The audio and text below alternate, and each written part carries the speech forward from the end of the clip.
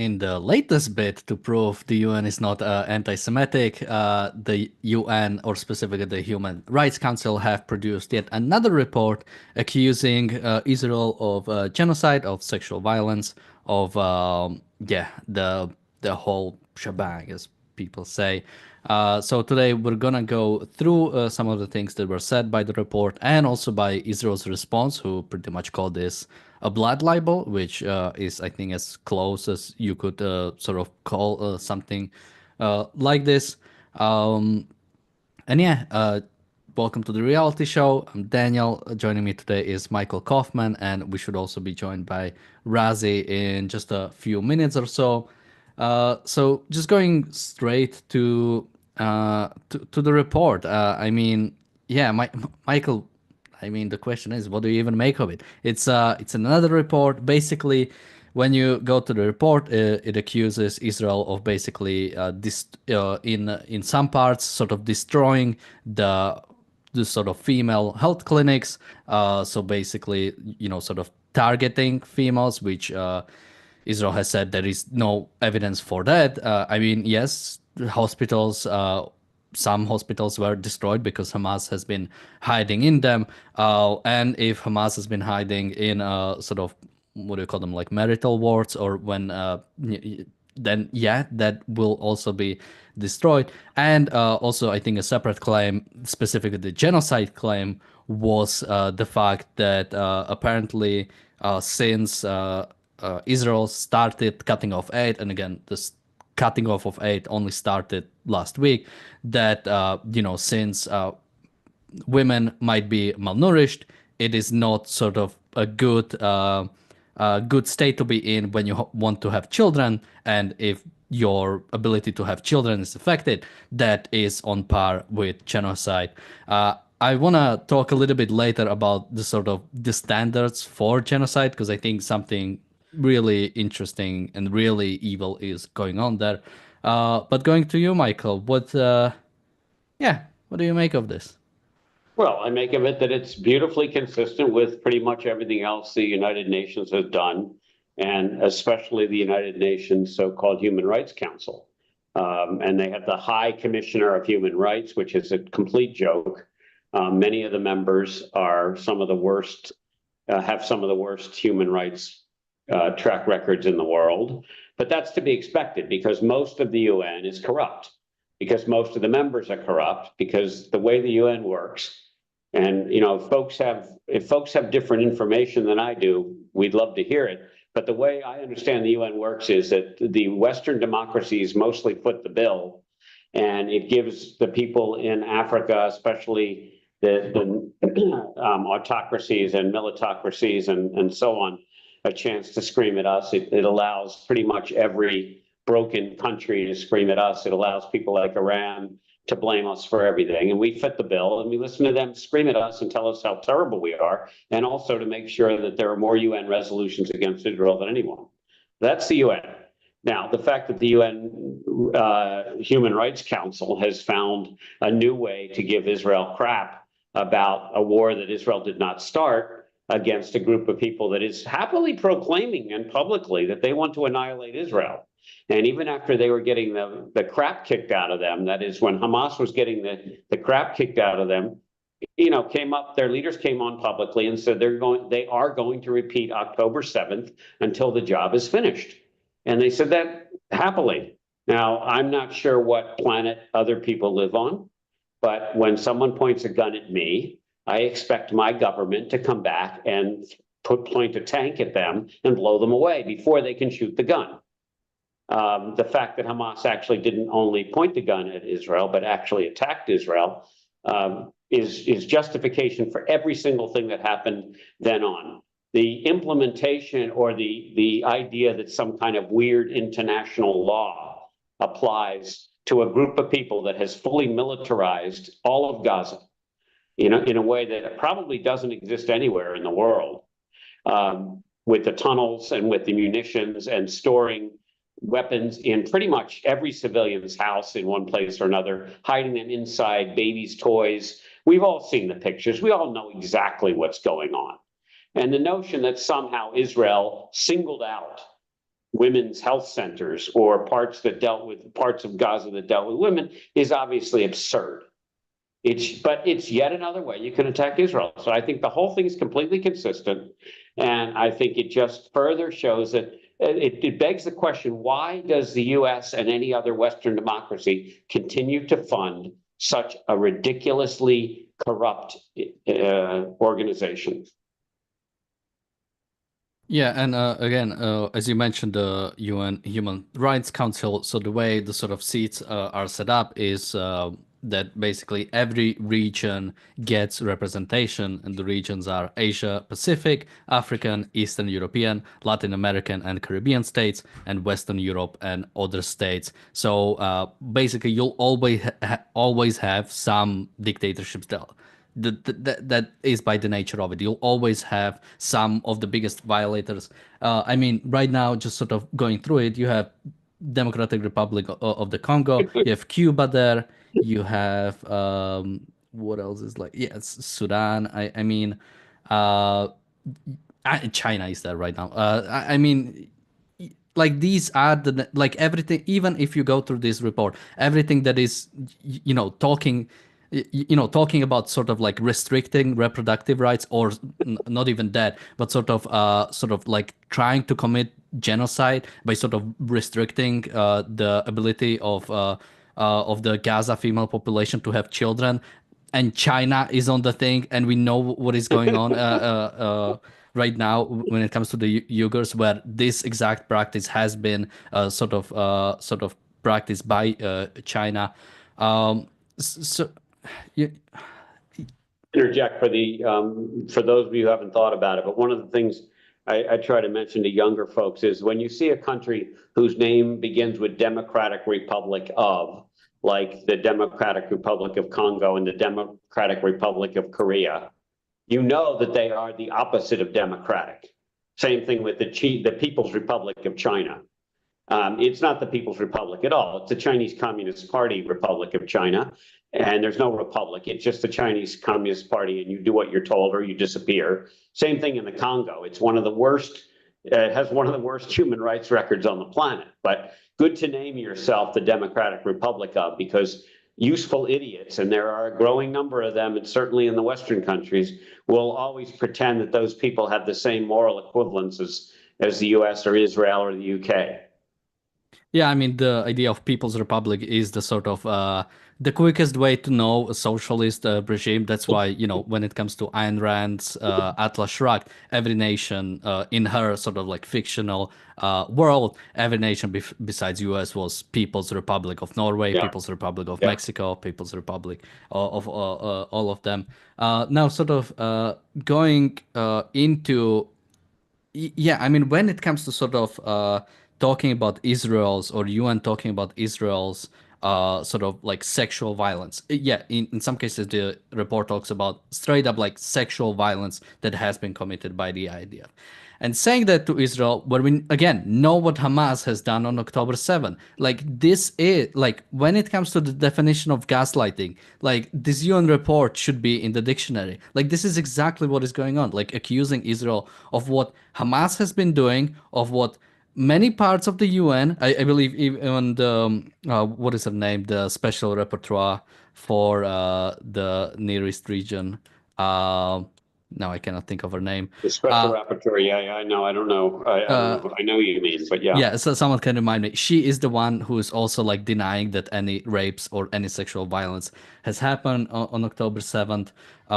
Now, the Prime Minister of Israel has said on this that it is no coincidence that Israel withdrew from this body about a month ago. This is not a Human Rights Council. It is a council of blood libel. Once again, the UN chooses to attack Israel with false accusation, including outrageous and baseless claims of sexual violence. Oh, someone reminds me, Francesca Albanese. That's her name. Yes. Yeah, and this is exactly what is going on there. Like, yeah, and the fact is that I didn't know that Israel withdrew from the Human Rights Yeah. Council. I'm not sure if we covered it because I know America did. And yeah, this is just sort of one institution, but it shows the corruption of all of it. Again, when you have sort of this organization with dictatorships. Imagine sort of doing a homeowners association, but like 70% of people are like, who do not Criminals. even live there, or Yeah. or have stolen They that steal home from from. you, yes, or they attack you, yes. No, Yeah, Daniel, this whole thing is so part and parcel of the entire agenda and playbook of Hamas, the Iranian disciples, and frankly, the far left-wing progressives who are completely off their rocker, is to take everything that the terrorists do and put it on Israel or put it on America.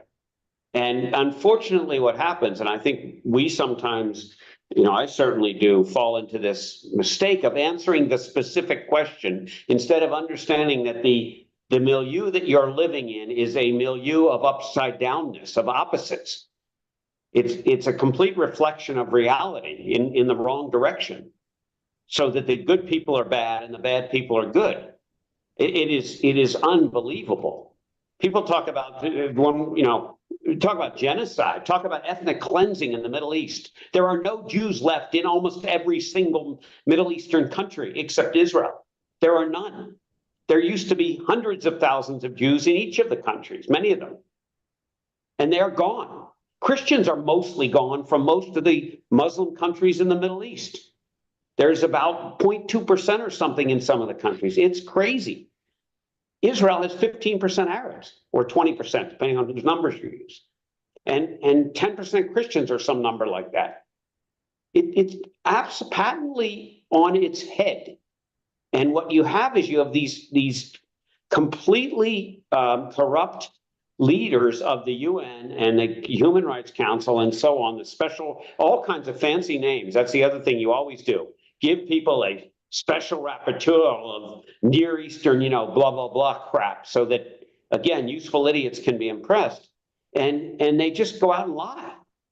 And as people know, if you tell a lie long enough and keep repeating it, people start to believe it. Because people don't want to put two and two together and think.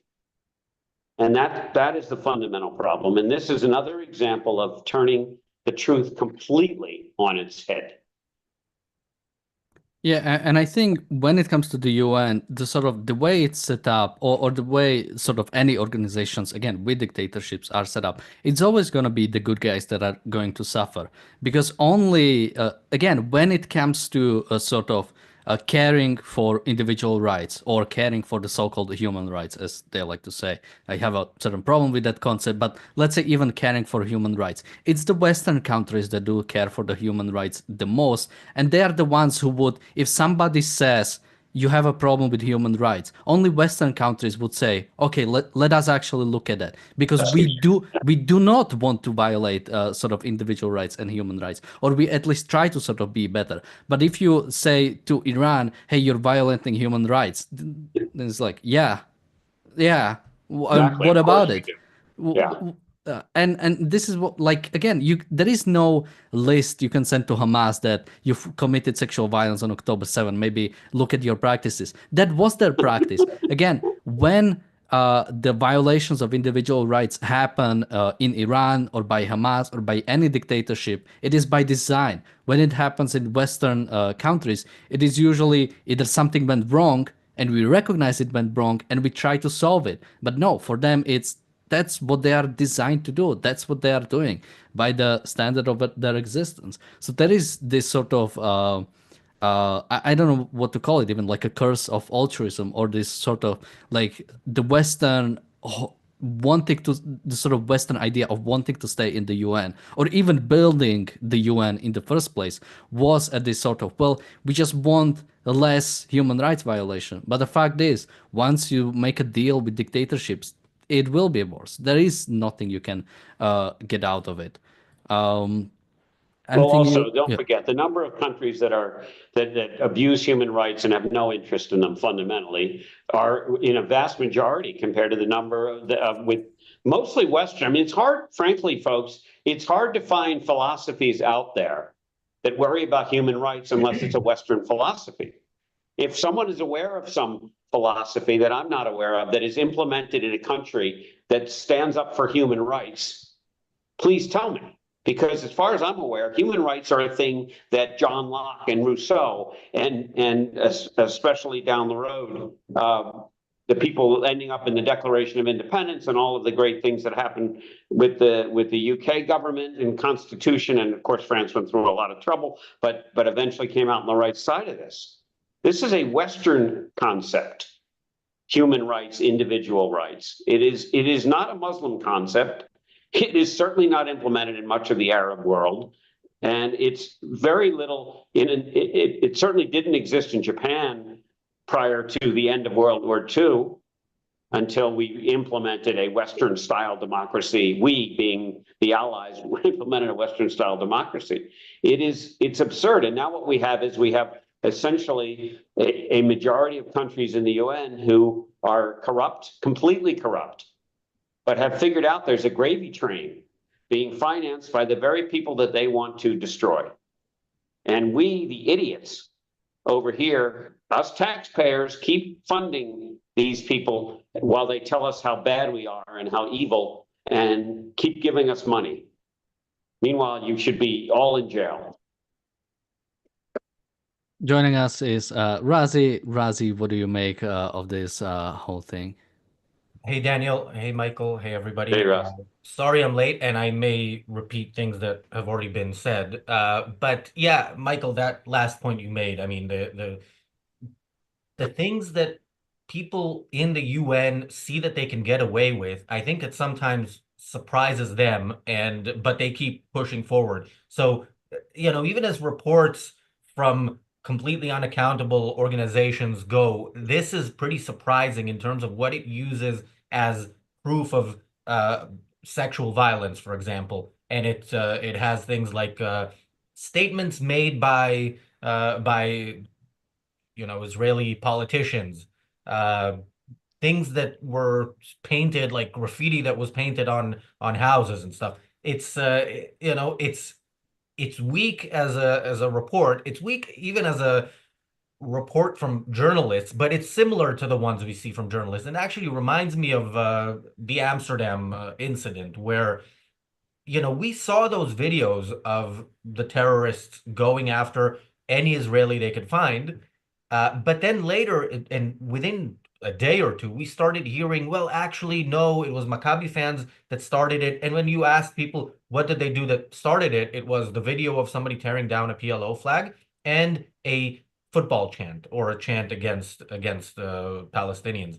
And that was Maccabi fans starting it, it being the attempted lynching of Maccabi fans in Amsterdam. And here again, we see the UN telling us that what we know the Palestinians are doing is actually being done to them. And again, the evidence we have for that is none in this report as well, and very, very loosely associated things like bombing a fertility clinic. Yeah, well, we know what medical facilities are used for in Gaza. So the bombing of a fertility clinic was probably the right thing to do if it was done.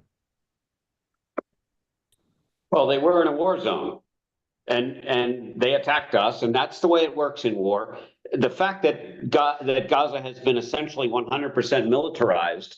I mean, we found munitions and weapons inside of kids' toys. So as far as I'm concerned, no areas are off limits in Gaza. We found terrorists in hospitals. We found munitions in hospitals, et cetera, et cetera, et cetera. All the place you're not allowed to be, never mind all the UN buildings where we found all kinds of stockpiles of Hamas and Islamic Jihad munitions. It's patently absurd, the whole thing. There is no way to stand up to any sort of logical discussion with folks that want to blame Israel for this. They attacked us. They have said they want to annihilate us. They continue to say that. It's the same chant today, death to America, that it used to be death to Israel, to globalize the jihad. And Israel, we're not going to say Israel has the right to defend itself, because countries have the right to defend themselves, period. We don't have to discuss it.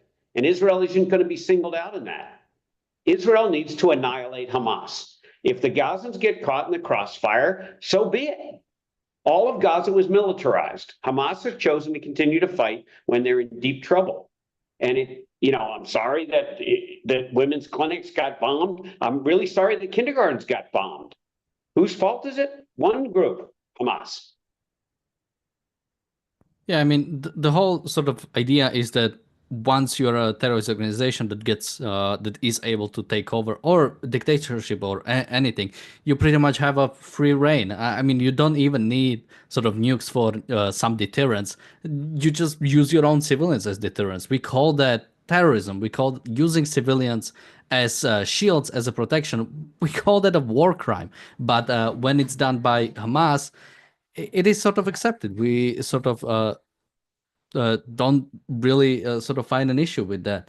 And that sort of brings me to the idea that, basically, according to the UN, according to international law, pretty much all warfare is genocide. Pretty much, there is no actual ability to defend yourself.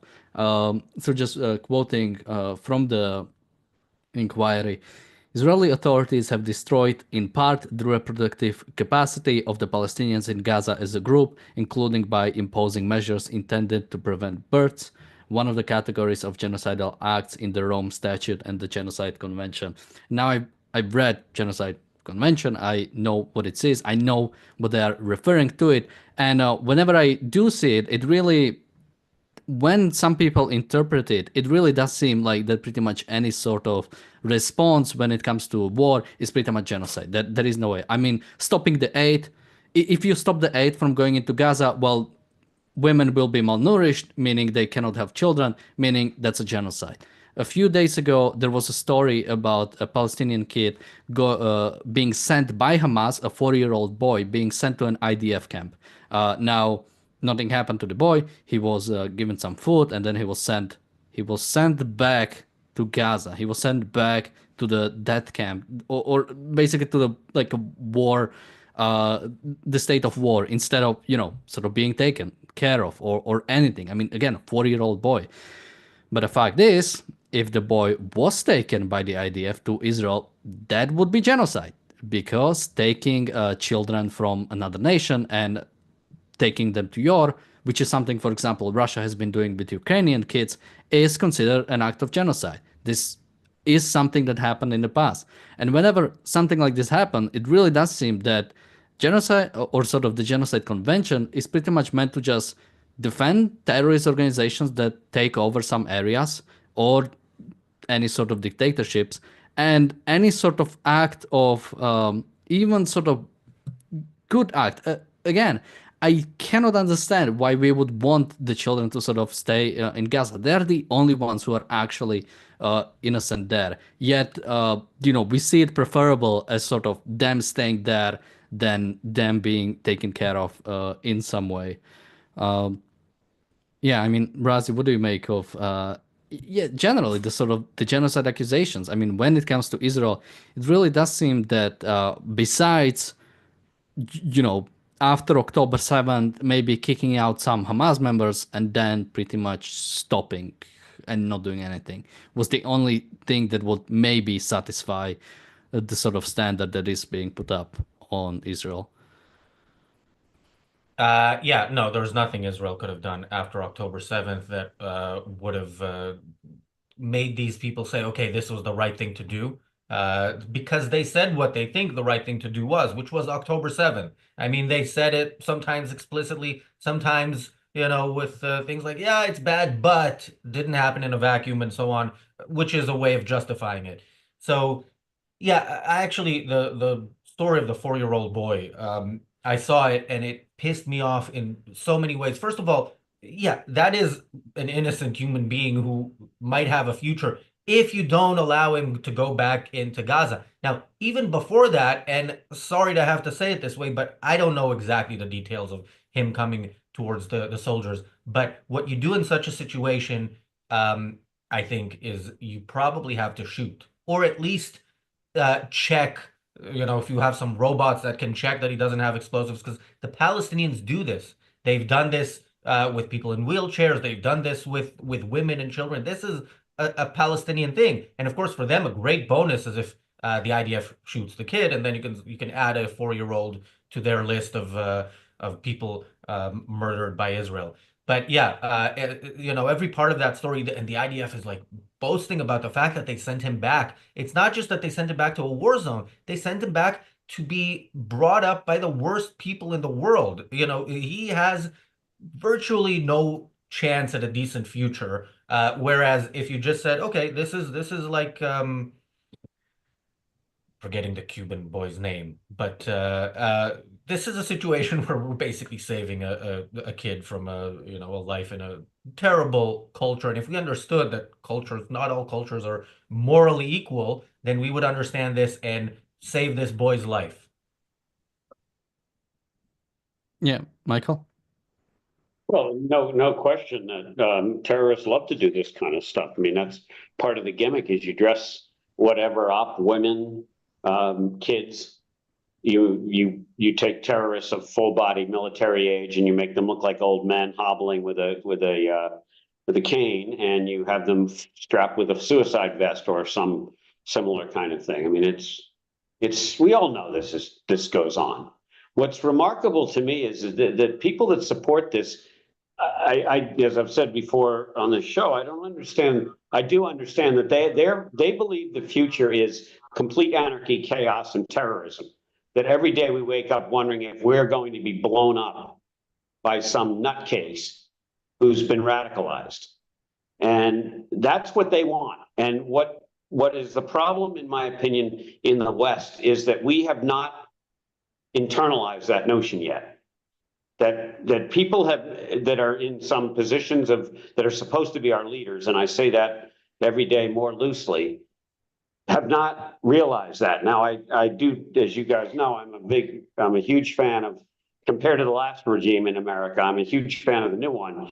Got a lot of issues with it, but compared to what we had before, could be a game changer. I do believe that people like Donald Trump and Tom Homan and Marco Rubio do understand the evil that's out there and do understand that there is nothing to fix these people, that we have lost a generation, just like we lost a large generation of Germans and a generation of Japanese in World War II, that nothing's going to fix them. And if we continue to have these kids brought up in a place where they're taught to hate Israelis and hate Jews and annihilate anyone who's not a Muslim, and preferably their own sect of Islam, then we're going to end up in this perpetual war, because the West has chosen not to understand that we are in a war of civilization versus barbarity.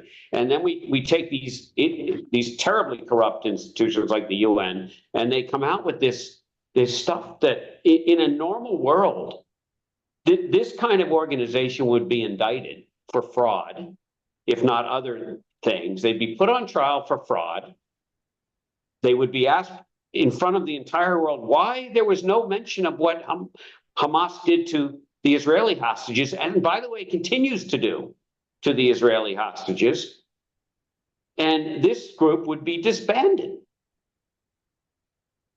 We're not in a normal world. We are in a world where the majority of countries are evil and in it for the leadership of the countries, and they have outvoted the good countries, and the good countries in their incredible stupidity have stood and continue to contribute to their own destruction, to our own destruction, the West, America, Israel, the UK, and so on.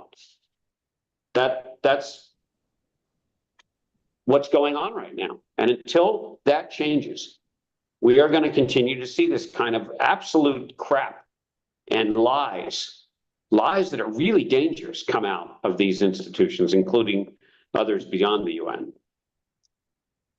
Yeah, and it's important to point out that we were not outvoted. We are voting with them. Western nations are voting largely with Hamas, with or whatever the Palestinian representation is in the UN, and with sort of the world at large. We are becoming them. They are not becoming us. And when it comes to sort of like the indictment of the Human Rights Council, I mean, again,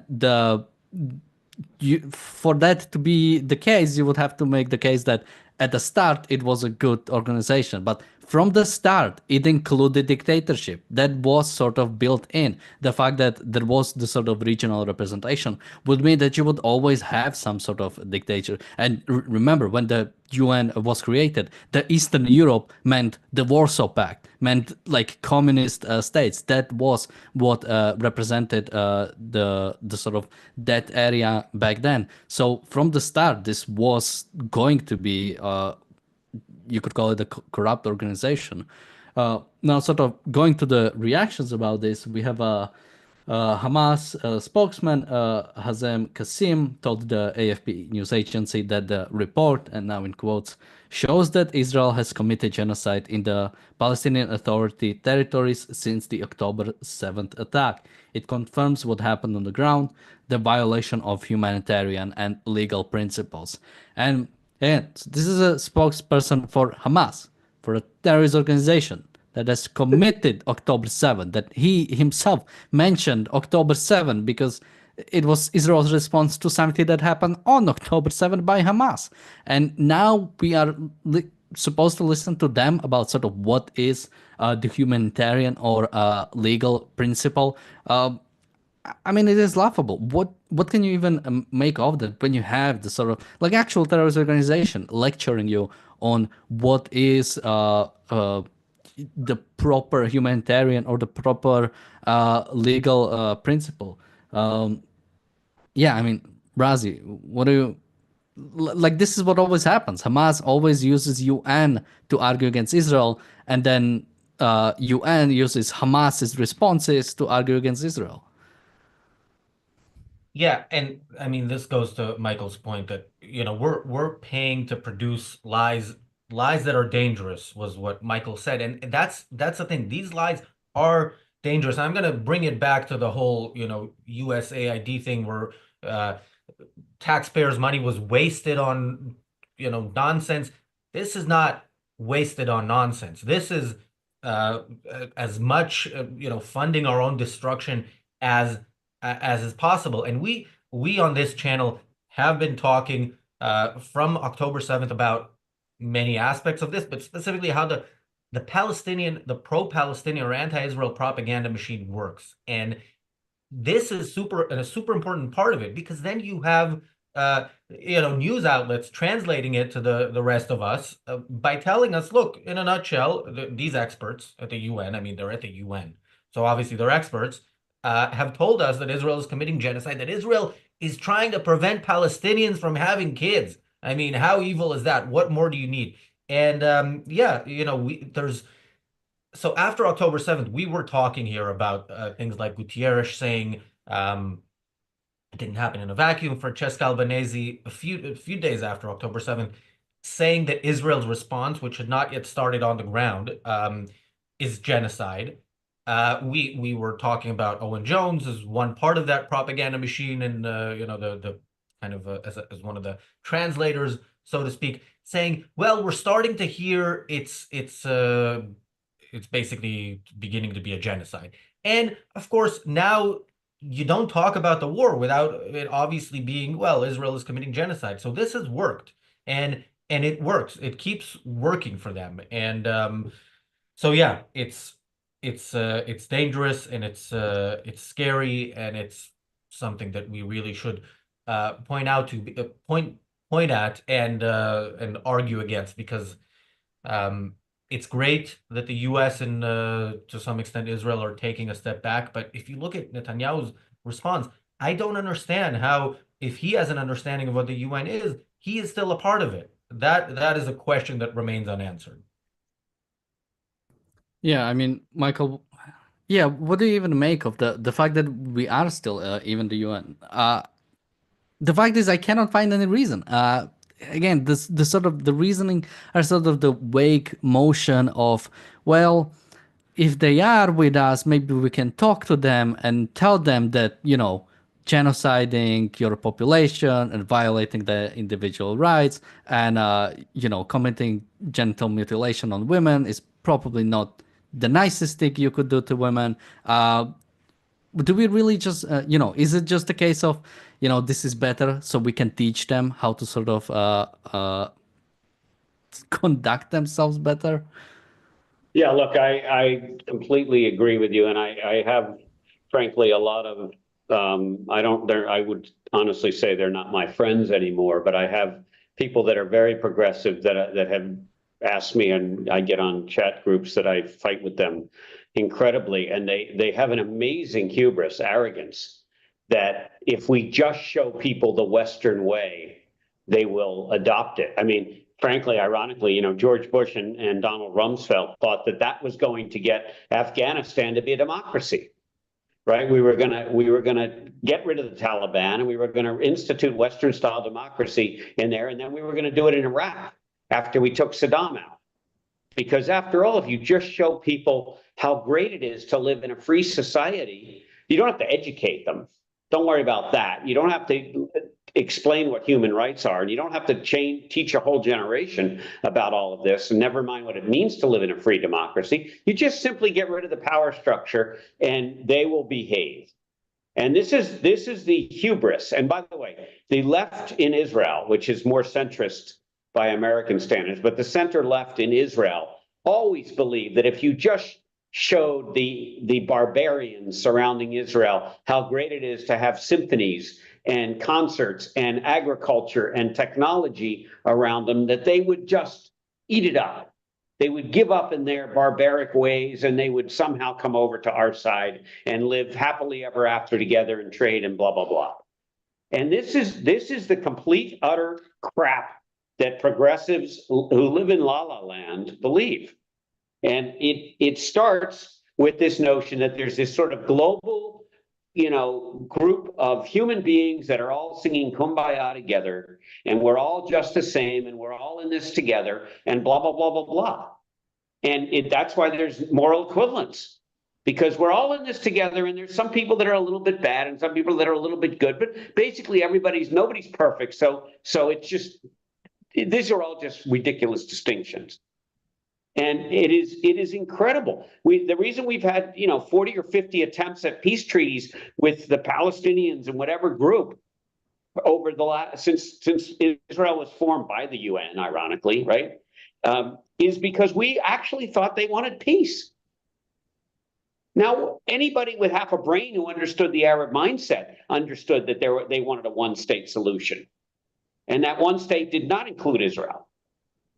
But we continue with this crap. This is why when the U.S., stopped funding WHO, another useless organization, as far as I'm a doctor, and I don't understand why we would fund WHO when basically all we do is give money and free drugs and everything. Why should we do it through who? Countries who need it can come to us, and they do. And so on. And we fund the International Criminal Court. We used to, we don't anymore. We fund all these absurd institutions that are supposed to stand for globalist kind of kumbaya mentality. And it's completely antithetical to the progress of humanity. I think you can go back and say, how has the UN, what is the net effect of the United Nations, including all of its daughter groups, including UNRWA and UNIFIL in Lebanon and so on? How have they actually contributed to progress in the world? I believe there's UN peacekeepers in the Sudan. How's that working out for everybody? I mean, it is one despicable failure after another. If this were a business, there would be no change. Last point. You asked me why we, America, the West, continues to fund the UN. I will tell you that in my read of what's going on in America, Trump is moving at the speed of business.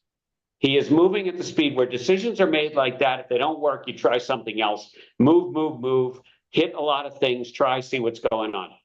And of course, Elon Musk is involved in trying to get rid of all this waste. And you guys are well aware of the terrible corruption where the U.S. was funding some really bad stuff. I mean, I think it was $50 million went to Hamas for condoms. It didn't obviously go for condoms, but it was earmarked for condoms. That was the $50 million application. $2.1 billion for cement since October 7th, 2023. Musk has tried to put a stop to that. Now, of course, the Democrats and the progressives are screaming because it's moving too fast. And that's because people are fundamentally afraid of any change, even if it's good change. And they're also afraid of facts. For people to look at a situation and understand that 1 + 1 = 2, no matter what your humanities professor says, they don't want to do it. They think, well, maybe if I really feel like it should equal 3, maybe it'll equal 2.5, or maybe it'll even be 3 someday. So I'm going to hope and hope and hope.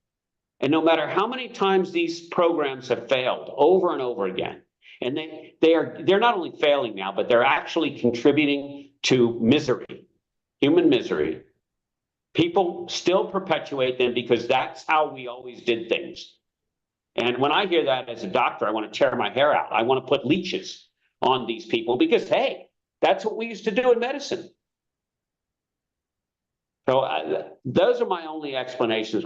We need people who look at facts, analyze them. When things are not working, we try something new. The UN is completely disgraceful, except maybe UNESCO. Maybe they're good at picking worldwide heritage sites, and that's great to go to a UNESCO site. Other than that, they should stay out of everyone's business.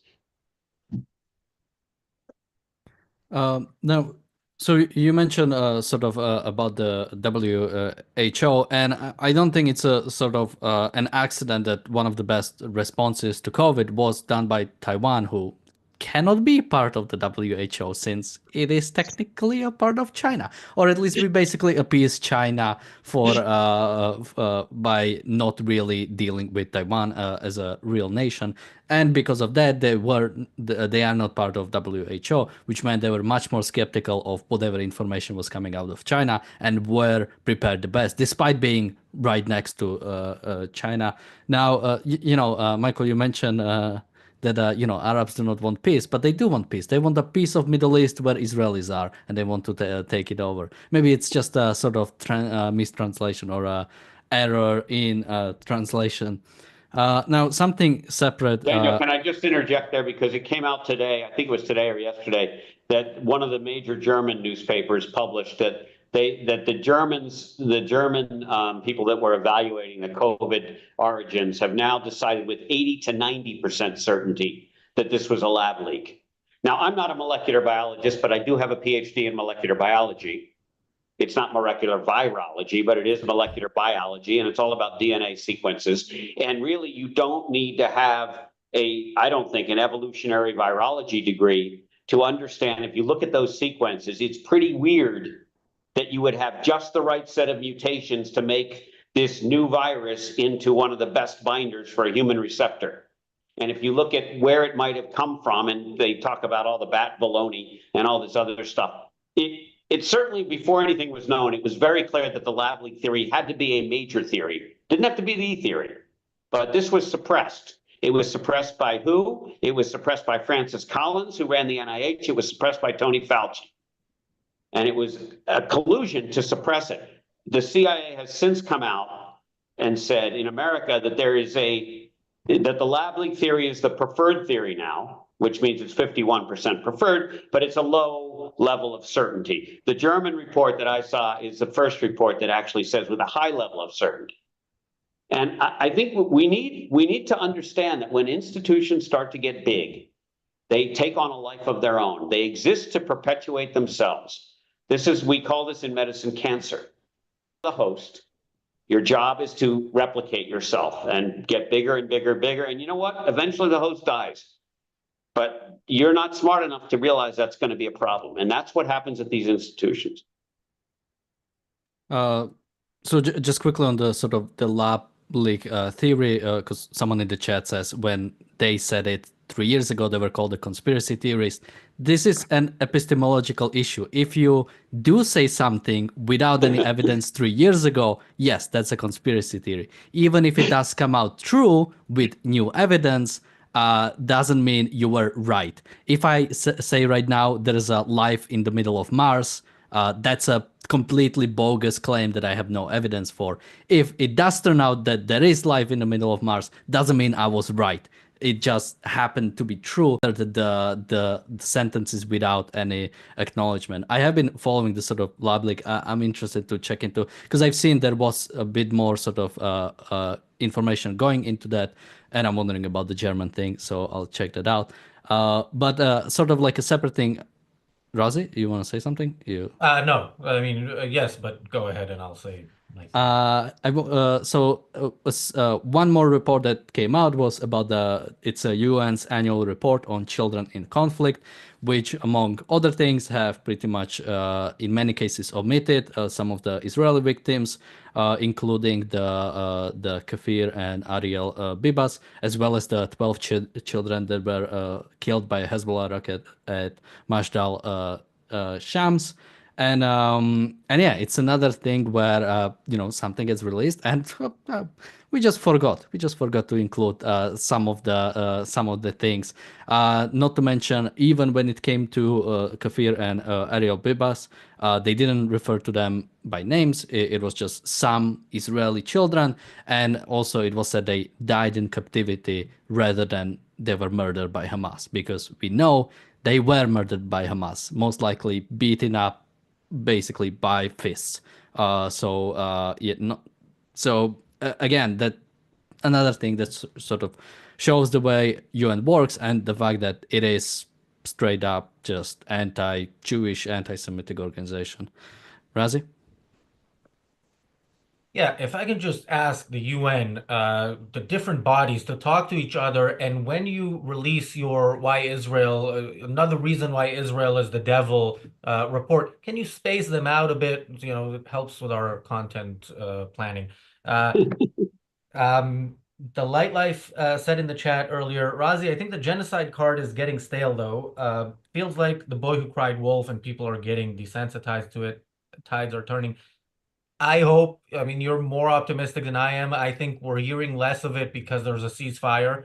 If Israel actually does resume fighting, and if there is actual hell to pay or something slightly resembling hell, then we'll hear a lot more of it. And we do still hear it. Look, the anti-Israel crowd is unfortunately much more committed to their cause than the pro-Israel crowd.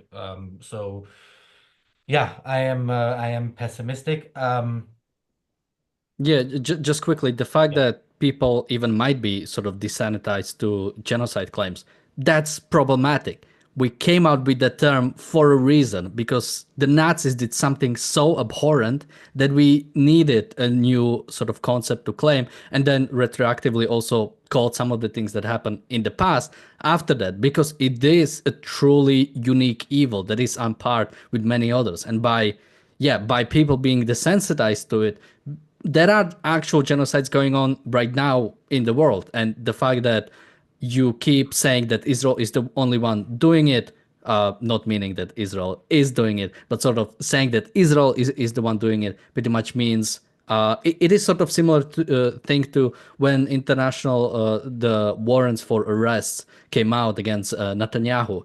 It's like, well, if it's after Netanyahu, then it can come after anybody who is defending their nations. There is an international arrest warrant for Putin. What does it mean? I mean, it really does seem like they'll just put it on anybody. These things matter, and they are destroying the legitimate concepts, which I think genocide absolutely is.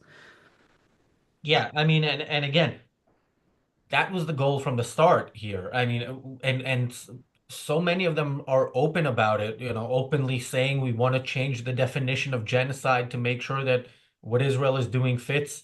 But look, we were talking about the different parts of the propaganda machine. I was before the show watching an Al Jazeera report on this report, and so the reporter, of course, she's in Amman because she can no longer be in Israel, and they kind of mentioned that as a bad thing. But then she says, well, she goes through what the report says, and she says Israel has denied the accusations, and that she said that part, and then she said, but they're not just accusations, they're proven and so on. So Israel has denied the accusations is the whole Israeli response that they give in a 7-minute report on Al Jazeera. and Israel put out statements. You can read Netanyahu's statement. You can read the UN, Israel's mission to the UN in Geneva. There are plenty of statements. There's the foreign ministry statement that said this is one of the worst blood libels of all time. So you could pick which Israeli response you want, but they picked none. They said Israel denied the accusations, and then of course went on to telling us why it's true. And Al Jazeera does this a bit more boldly, but not much more boldly than the BBC or other mainstream media outlets in the West. So yeah, this is another reason why this report, as ridiculous as it looks and sounds, and the body is like I don't know if you read at the beginning the name of the specific three-person committee that put out this report, but it's some sort of subcommittee in the Human Rights Council. Yeah, this is how it works, and we'll keep calling it out. But the fact that it's accepted should tell you something. Well, yeah, I think I'm a little more optimistic. Well, I'll make a prediction and we'll see if I'm wrong. And I think we'll all hope I'm right, although you guys might think I'm too optimistic. Look, I think the fundamental problem we have in the West is leadership. I've said this a long time. I said, Israel is first of all unable to mount any kind of reasonable PR campaign. They are some of the smartest people when it comes to some tricky things like Hezbollah pagers, but when it comes to hiring a decent PR firm to figure out how to deal with this stuff, they are completely inadequate. That said, with Biden, who could barely string two words together, you had the leader of the free world unable to really defend Israel, and who in fact didn't defend Israel. He told everybody don't attack it, and everybody did attack it. And it went on, and he said don't again, and they attacked. But we have a new leader of the free world in hand, and you may not like him very much, but I think he has a lot more moral. I don't think he's completely clear, but I think he has a lot more moral clarity, and I think he's surrounded himself. As I said, people like Marco Rubio. I didn't mention Mike Huckabee. Today, luckily, they fired the idiot they had hired to be the hostage liaison because the guy really screwed up, and the one chance he had it was a disaster. So I'm glad to see he's gone. But they got Witkoff in there, who's I think does have a brain. And I think if the United States will take a stand and be very clear, and I think they are. I mean, there's this whole, you guys know, the whole move to remove this total piece of scum from the United States, this green card holder, who the Democrats would like you to believe has full citizen rights as a green card holder, which he legally does not. But there's a very different narrative going on in the U.S. now, and it's much more positive, pro-democracy. Because if you want to make America great again, you have to make people like Israel and the UK and France and all these countries great again, because we are great countries. We are not perfect. And I hope that continues and comes out. It's going to be a very difficult fight, because the progressives have absolutely gone further left. They're crazy. And they're doubling down on their craziness. But it's fine. I think Trump is up to it. And I think if we can see a world where the leadership actually stands up, we desperately need some new leaders in some of the other Western European countries to stand up and do the right thing and talk about who's right and who's wrong and what's good and what's evil and be very clear, then we have a shot. Until that happens, the war of words will be lost, and words matter because they change minds and actions. Just one thing on what you mentioned earlier about the sort of PR issue of Israel. Well, the biggest thing is the fact that there is no amount of PR that can save Israel. It is a moral response that can only save Israel. It is saying Israel is right to do what it's doing. I mean, what Marco Rubio said, I think this was before even the inauguration, when he was asked about what's going to happen with Gaza, he pretty much said, now I'm paraphrasing, but mostly it should be leveled to the ground, completely wiped out. And then the reporter asked him, well, what about the civilian casualties? And he said, all the civilian casualties are on Hamas. That's it. That's all you need. That's all the response. That's all the PR you need. And this is the only thing that can save Israel. It doesn't matter how much you say, no, we do preserve, we do let humanitarian aid to go in, we do sort of let them know before, we do move population, so we don't, go in when there is a population, we go house by house, we don't just bomb all of it. It doesn't matter, because fundamentally, Israel, or people believe that Israel simply cannot do anything about Hamas and should just stay, even after October, should just stay at home and let the terrorists continue what they Yeah, are just to doing. be clear, I 1,000% agree with you. When I say PR for Israel, I mean I don't mean some kind of, skittish, slick PR. I completely agree with you. They need a Marco Rubio response to every attack, not just because what he did was, I'm not going to sit here and talk to you about this little nitty gritty stupid question that you're asking. I'm going to talk about the big picture. And the big picture is this is Hamas's fault. And you would need a PR firm to figure out how are the 50 ways we're going to say this is all on Hamas every single time, instead of, yeah, but we do this, yeah, but we do that, which is where I think they get in trouble, as you correctly said. With that, Razi, any last thoughts on this? Yeah, I mean, so one of the reasons for my pessimism, and generally, I mean, when it comes to the Trump administration, and I do think many things are better under Trump, and will be better than under Biden, but the things that are bad scare me a lot. And one of them is the policy on Russia and Ukraine that shows that it's not a principled understanding by Trump that, America is and should be on the side of freedom any more than Biden understood it. Biden, sided half-heartedly with Ukraine, and Trump is going the exact opposite direction. Another thing is his love of deals.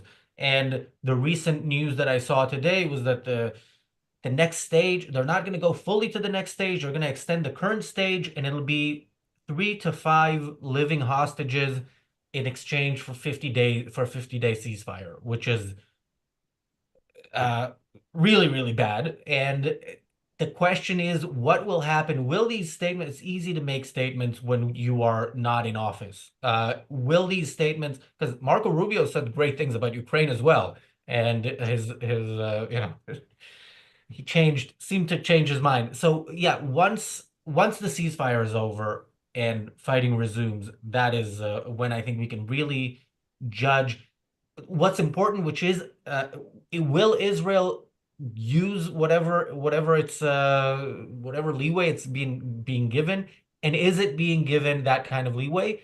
And also then we'll have a lot of interesting stuff elsewhere to see how the media doubles down on the genocide language, when Israel attacks properly, to see how Europe reacts. So yeah, it's going to be interesting times. I'm just not sure they're going to be good, but I hope I'm wrong. Oh, and thank you, Alex, for the super chat. Alex says the UN is a pointless body. They are even ineffective Jew haters.